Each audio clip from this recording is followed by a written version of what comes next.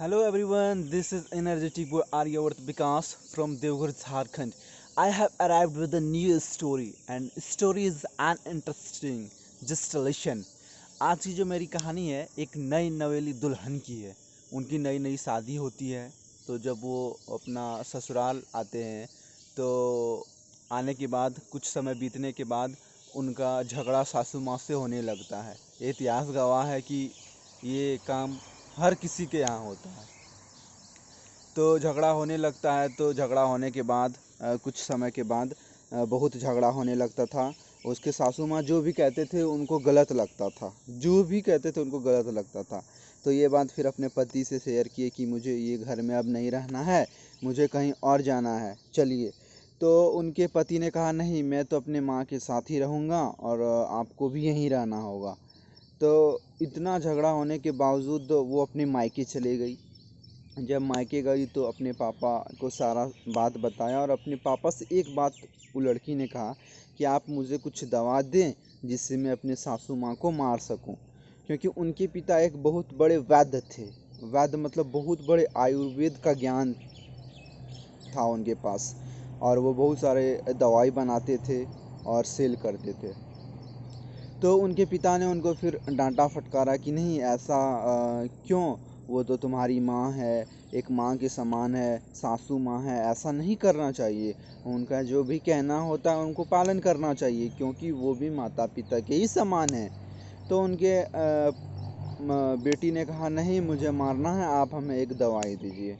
उनके पिता ने कहा ठीक है, मैं एक दवाई दे रहा हूँ, लेकिन ये दवाई प्रतिदिन थोड़ा थोड़ा अपने सासू माँ को देना है, लगातार 6 मंथ तक। तो उनकी बेटी ने कहा ठीक है, मैं लगातार 6 मंथ तक दूंगा, आप दवाई दीजिए। फिर उन्होंने दवाई लेके अपने ससुराल आ गई।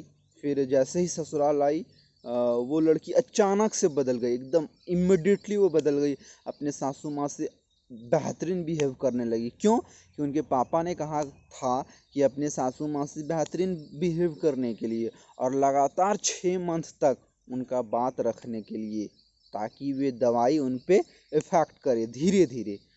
तो उनका कहना था कि लगातार 6 मंथ तक उनका बात रखना है।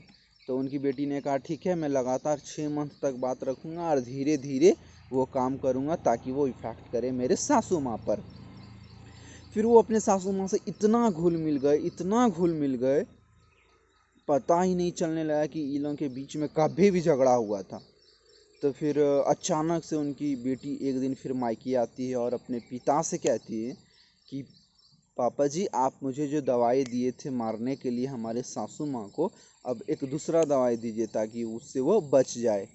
फिर उनके पिता ने कहा था नहीं, वो मरने का दवाई नहीं था, वो एक अचानक से आप लोगों में अटैचमेंट होने का दवाई था जो कि मैंने दिया था, और एक अच्छा रिलेशनशिप बनने के लिए।